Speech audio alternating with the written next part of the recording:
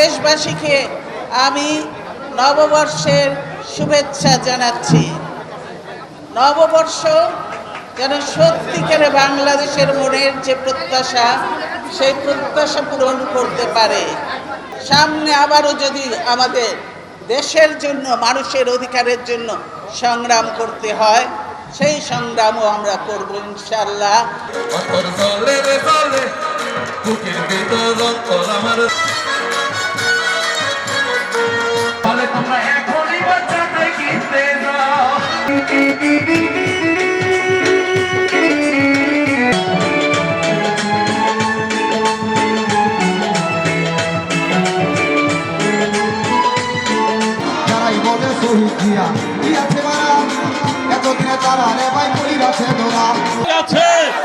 বাংলাদেশের গণতন্ত্র প্রতিষ্ঠার নেত্রী আছে, গণতান্ত্রিক সরকার প্রতিষ্ঠার নেত্রী আছে, বাংলাদেশের 16 কোটি জনগণের নেত্রী আছে, জাতীয় মানুষের নেত্রী আছে নাকি?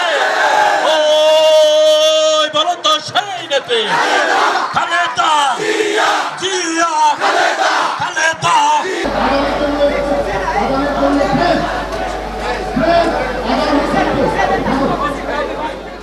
বাংলা বৎসরের প্রথম দিন, আমরা আশা করি এই বৎসর সকলের জন্য শুভ হবে এবং সুন্দর হবে। সেই নববর্ষ উপলক্ষে আমি বাংলাদেশ জাতীয়তাবাদী দলের সারা দেশের সকল স্তরের নেতা এবং কর্মীদেরকে আমার আন্তরিক অভিনন্দন জানাচ্ছি এবং এই এলাকার জনগণকে এবং দেশবাসীকে আমি নববর্ষের শুভেচ্ছা জানাচ্ছি। নববর্ষ যেন সত্যিকারে বাংলাদেশের মনের যে প্রত্যাশা, সেই প্রত্যাশা পূরণ করতে পারে। আমরা কি চাই? আমরা চাই গণতন্ত্র, আমরা চাই শান্তি, আমরা চাই উন্নয়ন, আমরা চাই জনগণের কল্যাণ এবং প্রতিটি মানুষের, কি ছেলে কি মেয়ে, সবার জন্য কর্মসংস্থানের সুযোগ সৃষ্টি করা, শিক্ষা সৃষ্টি করা, স্বাস্থ্যসেবা নিশ্চিত করা।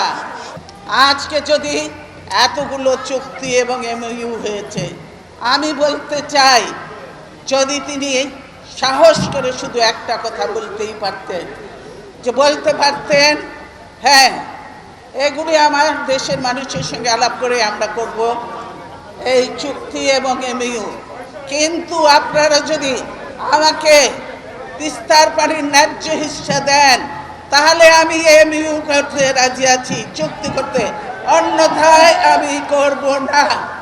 এতটুকু বললে আমরা সবাই তার পাশে থেকে তাকে সাহস এবং সমর্থন দিতাম, কিন্তু সেই সাহসটি হয়নি। তা এজন্যই বলবো যে আসুন, জাতীয় ঐক্যই হলো সবচেয়ে বড় শক্তি এবং এই শক্তিকে আমরা গড়ে তুলি।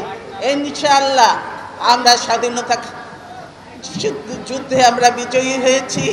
সামনে আবারও যদি আমাদের দেশের জন্য, মানুষের অধিকারের জন্য সংগ্রাম করতে হয়, সেই সংগ্রামও আমরা করব ইনশাআল্লাহ এবং বিজয়ী আমরা হব। আপনাদের সকলকে নববর্ষের আবার শুভেচ্ছা জানিয়ে, ধন্যবাদ জানিয়ে দেশবাসীকে আমি আমার বক্তব্য শেষ করছি। আল্লাহ হাফেজ। বাংলাদেশ জিন্দাবাদ।